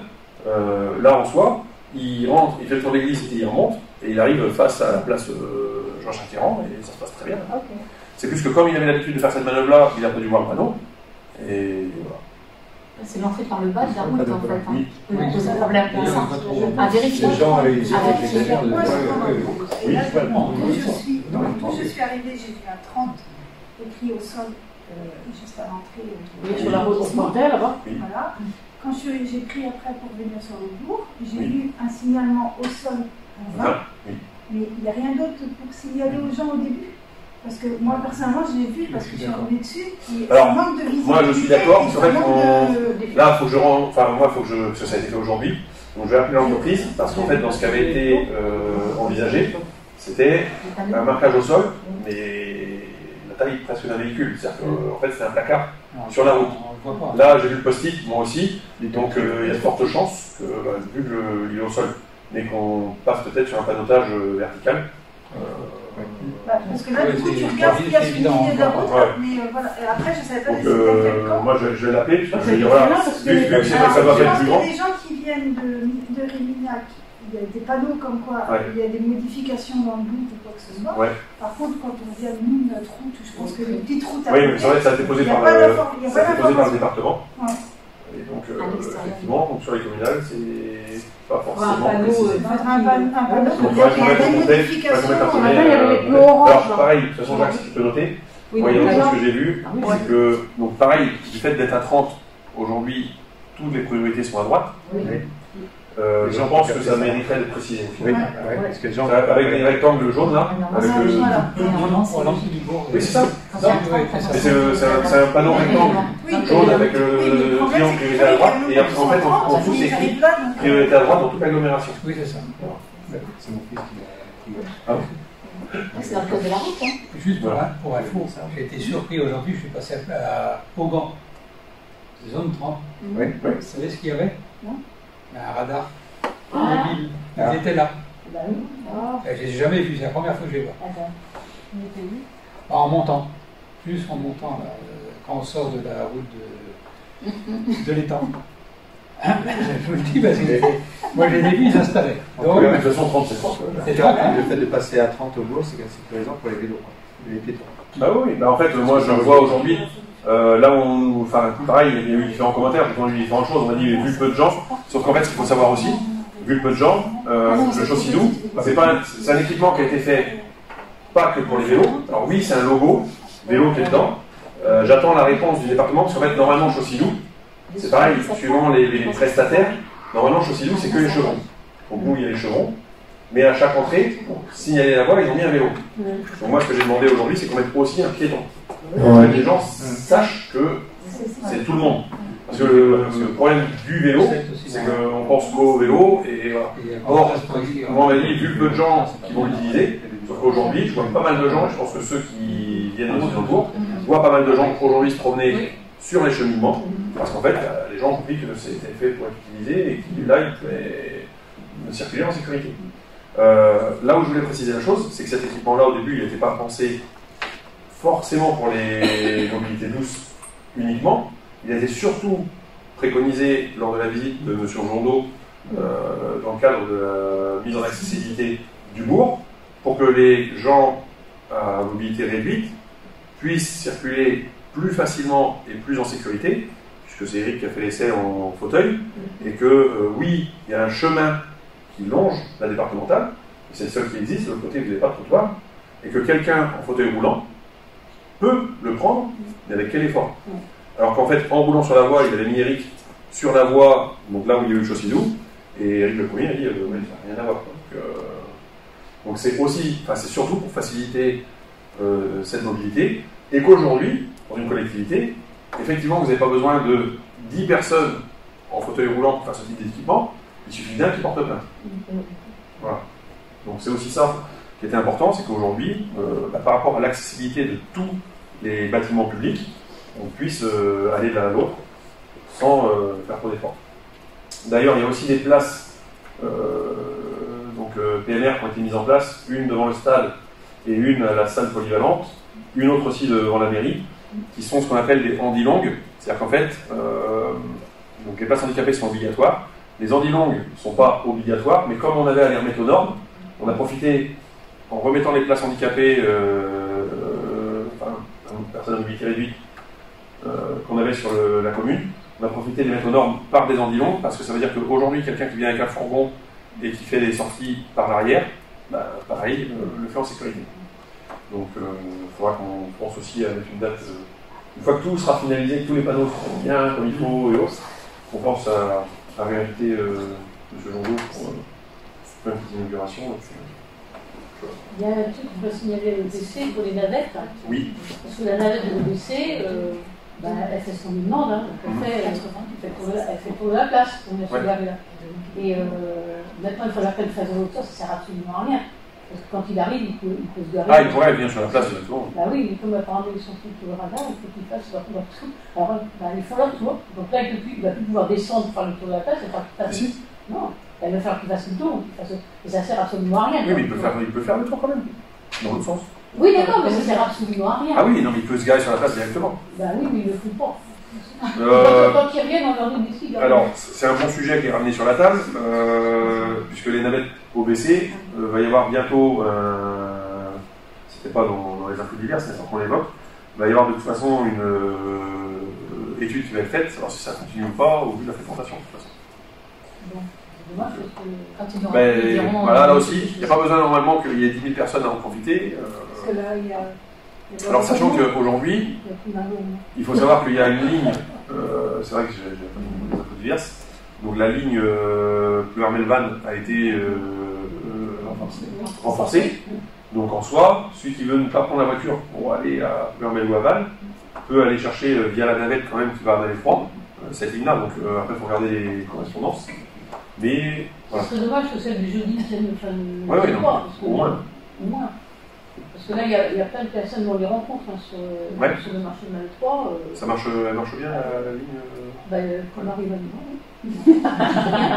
On est très content de l'avoir le jeudi, mais c'est quand elle n'existera plus que les gens qui actuellement prennent encore leur voiture pour aller se garer à Catalogne-les-Bains. On l'a entendu avec le marché. Bah oui. C'est-à-dire que le marché était dû en fréquentation, mais le jour où il n'y a plus, c'est tellement pratique. C'était bien. Animation sportive et culturelle. Donc depuis la rentrée, notamment cette semaine, donc plusieurs activités sportives et culturelles ont démarré donc sur la commune. Donc vous pouvez les retrouver sur les pages Facebook Panneau Pocket, mais aussi sur les flyers disponibles en mairie. Ils sont complets. Ouais. Il me semble que plusieurs cours sont déjà complets. Donc tu confirmes, Laurence? Pilates c'est complet et cross-training c'est complet. Tout est Les deux c'est complet. complet. Les nouveaux là, Pilates, cross-training.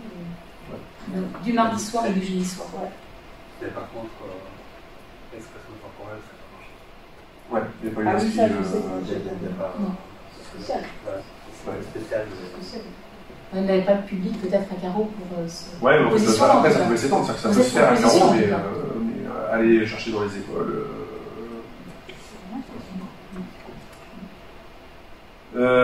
Donc voilà. Troc de graines.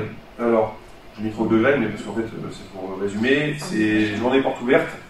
Donc, c'est dans le cadre de l'animation Bienvenue dans mon bourg, Fleury, donc à l'initiative du GBO. Il demandait à ce qu'il y ait des actions les samedis 23 et dimanche 24 septembre, donc plutôt groupées sur les différentes collectivités. Donc, ça s'intègre complètement aussi dans la démarche Ville et Village Fleury.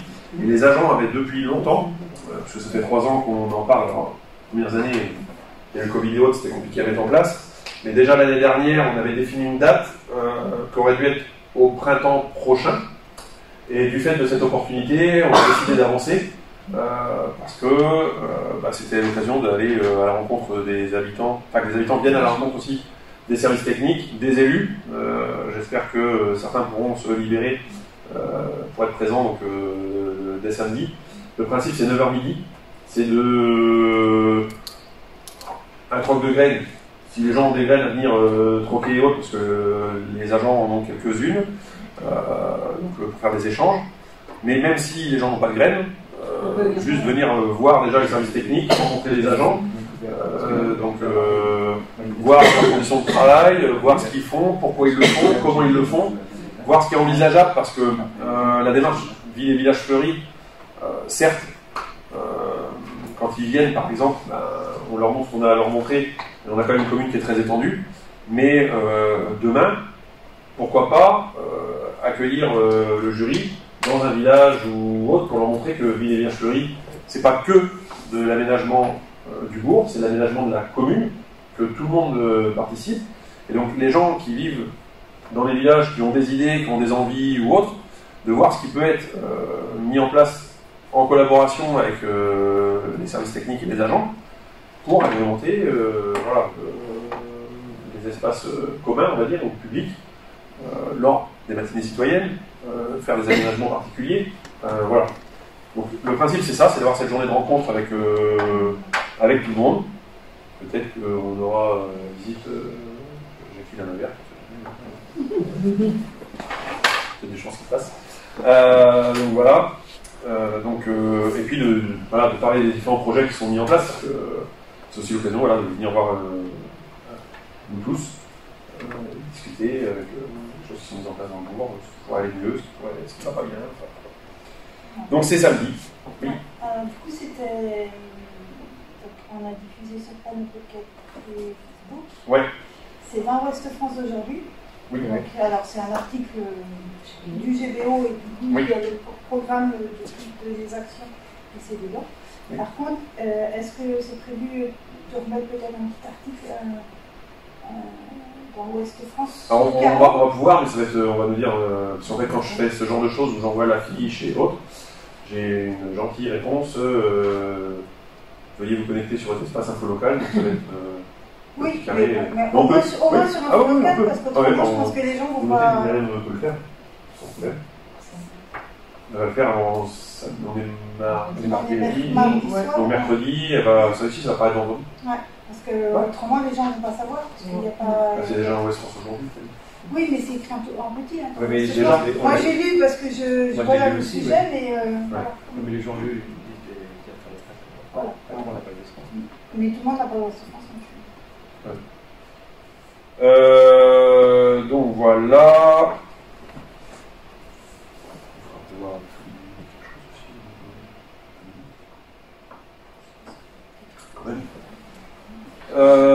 Repas des aînés, donc c'est le dimanche 8 octobre. Donc alors, Jamie, on est en pleine finalisation, mais normalement c'est même finalisé, hein, on restera à mettre la salle en place. Quand je dis en pleine finalisation, c'est qu'il y a jusqu'au 22 septembre pour s'inscrire. On n'a pas forcément énormément de retours à ce jour, donc on est un peu surpris. Il y a une quarantaine de personnes qui ont dit oui. Voilà. Ça ne veut pas dire qu'il y a 40 réponses. Hein. Donc, ça veut pas dire qu'il y a 40 réponses, mais ça veut dire qu'il n'y a pas le nombre de réponses d'habitude non plus. Donc, normalement, les gens ont quand même reçu les invites. Pareil, pensez à faire une petite relance parce qu'on est le 19, jusqu'à la fin de la semaine. Voilà. Parce qu'ils n'ont peut-être pas l'habitude que ce soit si tôt, dans octobre. Habituellement, c'était fin octobre. Oui, mais c'était le CCRSO. Ils ont posé ça sur le côté. De toute façon, on va avoir une réunion très bientôt. Comme l'année dernière, on va rappeler tout le monde. Bien sûr. Est-ce que vous avez répondu? Non, pas encore. Oui. Moi encore. Alors, sachant que vous avez le droit, c'est pareil, vous avez le droit de venir avec un invité accompagné, sous réserve que le repas soit pris en charge, soit payé par la personne. Donc 22 septembre, date de retour. Donc, si vous n'avez pas répondu, c'est normal qu'il y ait une réponse. Donc auprès d'Eric, auprès de Myriam à l'accueil. Matinée citoyenne, samedi 21 octobre. Voilà. Donc on invite toutes les bonnes volontés encore et toujours. À savoir que c'est aussi l'occasion d'agrémenter les villages. Donc ça rejoint aussi l'animation de samedi. Hein. C'est-à-dire que si samedi il y a des remontées, c'est des choses qui peuvent éventuellement être réfléchies. Donc ça parce qu'on a un mois pour le préparer, donc pourquoi pas. C'est encore des choses qui peuvent venir. En revanche, je voulais aussi signaler que on espérait ne plus les revenir. Appuyer les ronces sur le retour. Donc il y a de fortes chances, si tu peux le mettre moins dur, moins laborieux, mais à faire quand même. Si on le fait régulièrement, ça sera. À un moment donné, quand les arbres ont repris leur volume, et donc voilà. Ah oui, j'avais mis ça aussi.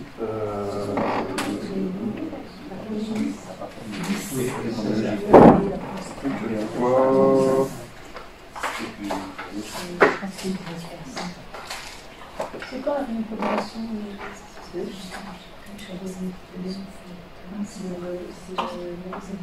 je dis ça.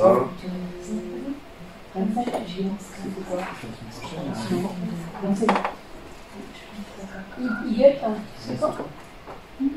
Attends, je vais vous dire ça justement tout à l'heure. Ah ben ça sera 100 €. Elle est à 100 €. Elle va te parler tout à l'heure.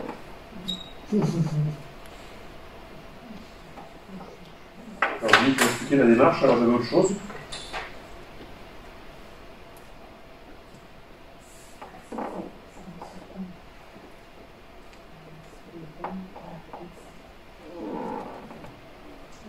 Je crois que c'est sur les élagages des arbres, mais je pense que je reviendrai vers vous parce que. En fait, il y a pas mal de travaux d'élagage, oui, ici. Il y a pas mal de travaux d'élagage et autres qui sont réalisés là, pour le compte d'Enedis par rapport aux mises en place de la fibre optique. Donc on voit pas mal aujourd'hui de coupes. Donc Enedis, c'est pas Enedis, c'est Orange. Il y a pas mal de coupes qui sont faites et autres sur leur compte, mais ils laissent tout sur place. Oui. Voilà. Donc c'est pour le déploiement. Alors c'est surtout sur toute la partie ouest de la commune, donc tout ce qui est en bordure de Missiriac, de la départementale qui va jusqu'à Valdoust et autres. On les voit remettre des poteaux et autres, mais ils nous préviennent que voilà, ils laissent les branchages sur place. Et Enedis, pareil, pour tout ce qui est entretien des lignes, moyenne de tension et autres. Bah, ils coupent ce qui gêne et hop, voilà. donc attention, parce que ça veut dire que ça peut boucher, on va arriver à l'automne. On arrive aux orages, donc c'est pour ça que je voulais vous en parler aussi. Si vous voyez ce genre de choses autres, un petit coup de main, de repousser les branches, de ranger et autres. Pourquoi? Parce que c'est pas quand elles vont être bainées avec le vent et compagnie dans les loups. Il faudra rappeler pour dire que le bord est. Donc, rajoutez ça. Maintenant, je vais laisser la parole aux adjoints. Moi, une des choses qui vont se passer bientôt, dans l'ordre. Il va bientôt y avoir une lettre d'information qu'il va falloir faire pour qu'elle sorte avant la matinée citoyenne. Donc il y a un certain nombre de sujets qui sont prévus. Moi, je vais donner un certain nombre, dont l'explication des choses, comment ça marche, et en étant le plus simple possible. Et voilà. Donc ça fera partie des choses qui seront abordées. La réunion publique et l'intercommunal. Qu'est-ce que j'avais mis? Il y a oui, vous avez reçu, j'ai envoyé cet après-midi des convocations sur pour la commission scolaire. Alors pour l'instant, c'est que la commission scolaire, pas municipale. Voilà, pour faire un point sur tout ce qui a pu se passer, puis sur tous les projets.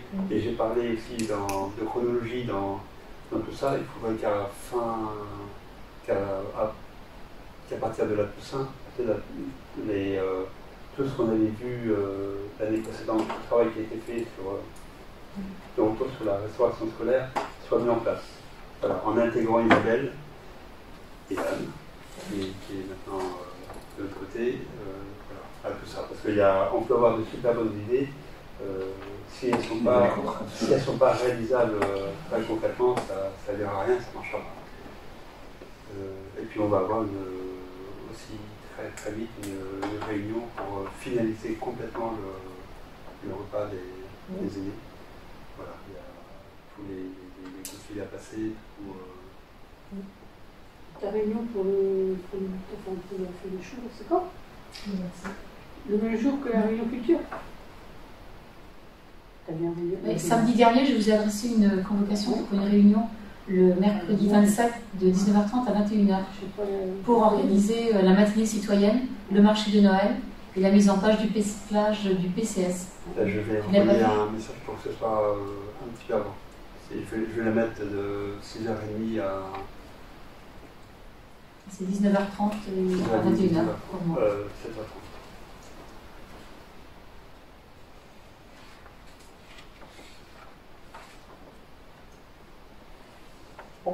Et pour moi, c'est beaucoup. Il y aura un petit point qui va faire qu'on c'est plus au niveau de l'état des lieux pour la salle polyvalente. Qui fait rouler un extincteur. Ah oui. Il faudra qu'on vérifie les extincteurs.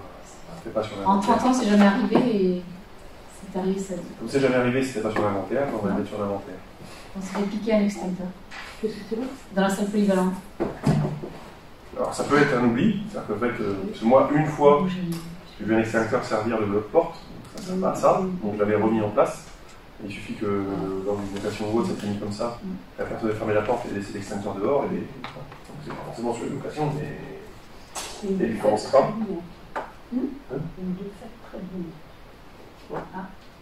Ça fait des anniversaires, je crois. C'est vrai? L'artifice, c'est bien quand tu bon. C'est bon? Quand même, donc, je répète, je vous ai tous invités à une réunion donc, le mercredi 27 septembre, ici, de 19h30 à 21h, pour organiser la matinée citoyenne du 21 octobre, pour organiser également le marché de Noël, donc il faudra définir la date, et également démarrer la mise en page du plan communal de sauvegarde. Voilà, il y a du travail au moment C'est la reprise. C'est la reprise. Parce que l'idée en vacances, alors. Maintenant, c'est le paquet. Mais on peut plus tard que les autres. Je suis partie plus tard aussi. Ah bah c'est ça. Voilà pour l'essentiel en tout cas. Jacques? Oui, quelques infos. J'en avais parlé il y a quelques temps. On va mettre en place, on va réaliser un talus boisé sur la parcelle qu'on a achetée, la parcelle agricole. Voilà. Oui. Et donc ça va se faire assez savant peu. Et c'est encadré par le GBO également, quoi. Et dans la même lignée, devant la station d'épuration. Vous voyez, devant entre la station et les chemins. Oui, entre la station ou la zone de stockage. Et là, on va créer aussi un talus boisé, quoi. Bon, on va y revenir. Tout ça, normalement, c'est pour la fin d'année, quoi. Est-ce que les écoles sont associées? L'idée, c'est d'associer les écoles. J'en ai parlé simplement. Donc, il n'y a rien d'organisé pour le moment. Mais l'idée, c'est ça. Après, si on a des petits soucis de matériel. On a un camion qui est en panne. Donc, on s'est posé la question quand même de racheter ou pas racheter un camion. Vu le montant, là, je sais plus quand, l'année prochain, on va l'envoyer chez Ford parce que c'est Ford qui l'a. C'est un Ford. Pour faire un devis quand même de remise en état, parce qu'on n'ira certainement pas au coût d'un neuf. En fait, pour vous donner un type de comparaison, le camion a été acheté, donc il avait 4 ans à l'époque, il avait 4 ans, il avait 50 000 km. Oui. Ouais. Donc en gros, il a 78 000 aujourd'hui, il n'a pas 80 000, donc il n'a pas fait 50 000 km. Il a été acheté 19 000 €. Non, c'est pas neuf, c'était d'occasion. Et en fait, il a été acheté 19 000 €. Aujourd'hui, on a fait la comparaison avec Jacques, on a été chercher, on a demandé des devis, on a été chercher sur des sites. On avait un devis neuf, pour un neuf, chez Renault. 33 000 € hors taxe. Bon, on était au-delà du budget, parce qu'on avait planifié un matériel roulant 30 000 € hors taxe. Donc on était à 33 000 € hors taxe, donc on voulait discuter un petit peu pour voir s'il y avait moyen de trouver un accord. Ou alors la solution c'est de dire on repart sur de l'occasion, sachant qu'on voit ce que l'occasion amène. Voilà. Et en fait, en comparant l'occasion, donc je me suis dit, légitimement, on va prendre le même type de véhicule et voir ce que ça coûte aujourd'hui.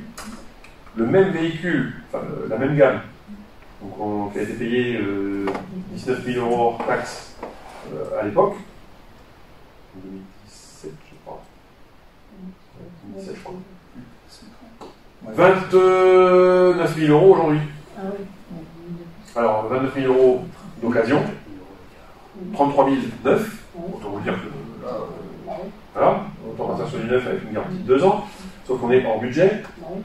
On avait avec les agents, parce qu'en retravaillant et en regardant, on avait un devis initial à 3 800 € de frais.